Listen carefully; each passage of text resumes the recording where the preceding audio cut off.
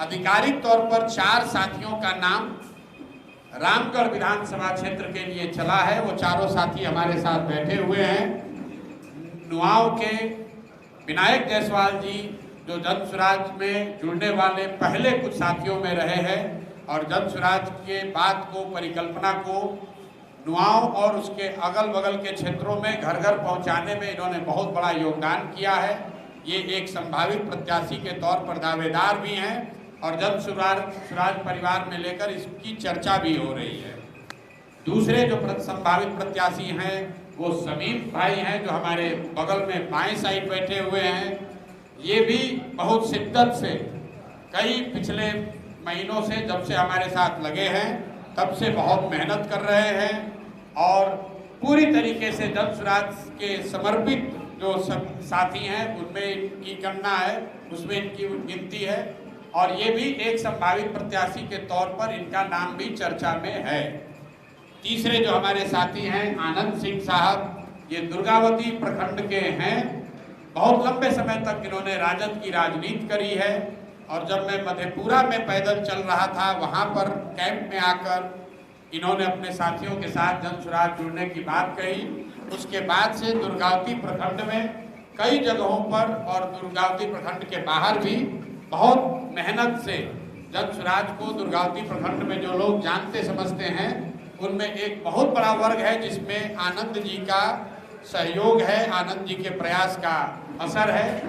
और चौथे एक सज्जन जो कि जन स्वराज से बहुत थोड़ा पहले से जुड़े हैं लेकिन जमीन पर बहुत सक्रिय नहीं रहे क्योंकि जुड़ने के बाद थोड़ा बीमार पड़ गए थे, सुशील कुशवाहा जी। सुशील कुशवाहा भी यहाँ पर उनका जो क्षेत्र है वो रामगढ़ विधानसभा क्षेत्र के बगल का है। तो जन स्वराज की जो एक परिकल्पना है कि नहीं उस क्षेत्र का ही आदमी लड़ेगा, उस नज़रिए से कुछ लोगों का ये सवाल भी है कि भैया आप तो कहें कि लोकल आदमी ही लड़ेगा तो फिर सुशील कुशवाहा जी का नाम क्यों चल रहा है। उसकी 2 वजह है। एक तो जिस पंचायत से सुशील जी आते हैं वो पंचायत डिलिमिटेशन से पहले तक रामगढ़ का ही हिस्सा रहा है। डिलिमिटेशन में उस पंचायत को रामगढ़ से अलग करके दूसरे विधानसभा में मोहनिया में डाला गया है। और दूसरा जन स्वराज में ये व्यवस्था है कि आप जिस क्षेत्र में रहते हैं अगर वो क्षेत्र आरक्षित है और आप SC/ST समाज के नहीं हैं तो आप बगल वाले क्षेत्र से अपने उम्मीदवारी का दावा कर सकते हैं।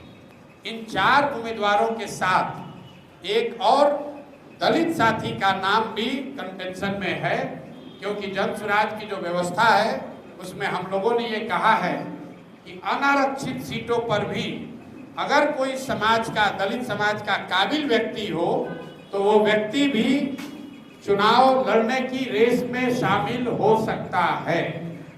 जरूरी नहीं है कि वो मिल जाए। तो उस दिशा में हमारे आपके यहाँ के प्रसिद्ध वकील, यहाँ एडिशनल पब्लिक प्रोसिक्यूटर ये सज्जन राम नारायण राम जी, ये भी एक बड़े दावेदार हैं और रामगढ़ विधानसभा क्षेत्र में ही रहते हैं। हालांकि भभुआ में प्रैक्टिस करते हैं।